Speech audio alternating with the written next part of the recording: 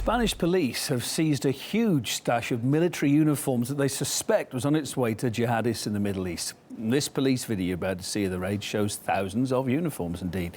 The operation was carried out at 2 Spanish ports apparently at the start of February, but the country's Interior Ministry has only just made it public, and Associated Churkina reports.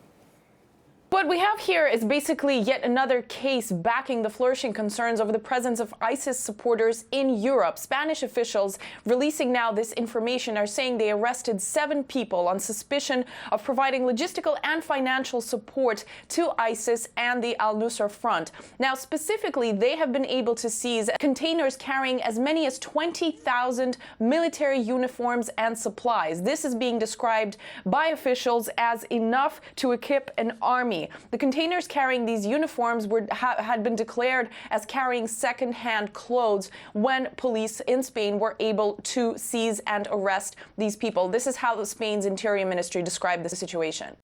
The police operation neutralized a very active and efficient business network whose primary purpose was to supply, maintain and strengthen DAESH.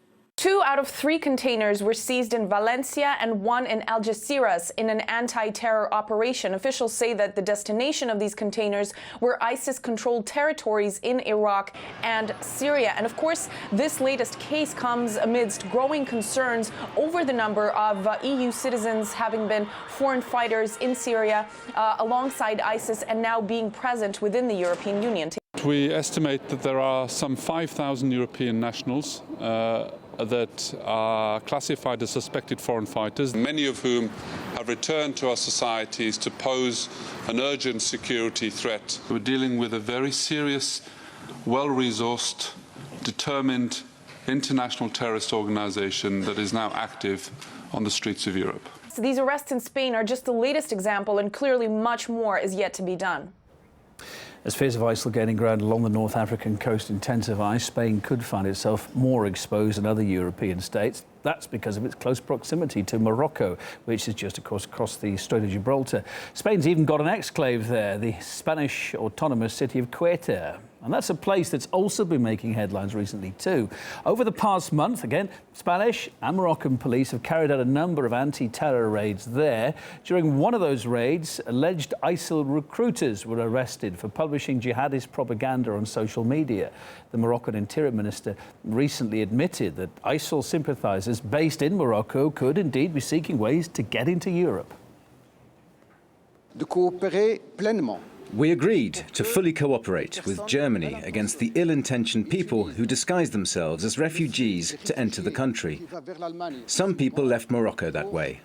Those who we've identified are not large in number. We are talking about a few dozen, but we will continue working to stop those people from abusing the goodwill of some European countries, particularly Germany. And the Moroccan authorities, too, have also arrested several alleged ISIL members inside Morocco proper. One of the dismantled terrorist cells there was claimed to have been involved in planning chemical attacks. Let's cross live to Spain, get some thoughts on this. Speak to political analyst Sergio Castano-Riano joining us on the line. Hi there. I said to one of our guests earlier on, could this be a wake-up call for Europe? We'll talk about the Morocco connection and Ceuta in just a bit, but let's start with the development that we mentioned a bit earlier, these headlines, these dramatic pictures, if you want to call them that, the seizure in February that's just been made public of these 20,000 uniforms on the Spanish mainland, apparently destined for jihadists. I wonder why the police have waited so long to make these pictures public. Security, or what could it be? This is a real difficult situation now in Spain because Spain is very close to Morocco, and people from the north of Morocco have very easy access to Spain because they don't have any restriction to go to the 2 cities in the north of Morocco, Spanish cities in the north of Morocco, Ceuta and Melilla. In addition, the Spanish police collaborate a lot with Moroccan police in order to prevent these people coming to Europe. But it's difficult, and they are operating especially in the Mediterranean coast. Why? Because the Mediterranean coast, the port of Valencia and also the port of Algeciras, are 2 key ports to communicate with Syria through the Mediterranean Sea, and it's very easy for jihadists to create network international structure to send goods and arms and But as our guest pointed out, Sergio, as our guest pointed out earlier on, I guess more often than not, his assumption was that clothing like this was often made in India, etc., etc. Why go through all the trouble of exporting it up to Europe through Spain and then back down again to the Middle East? Why would you do that? Yes, ISIS and other jihadist organization have created international networks. So Spain is a strategic place, but they work in an international level, so working in different countries. All right. Does having a Spanish exclave in North Africa make Spain safer? I mean, why is this area increasingly becoming, it seems, a route for shipping terrorist supplies? Thinking about those arrests that were made in Quetta as well.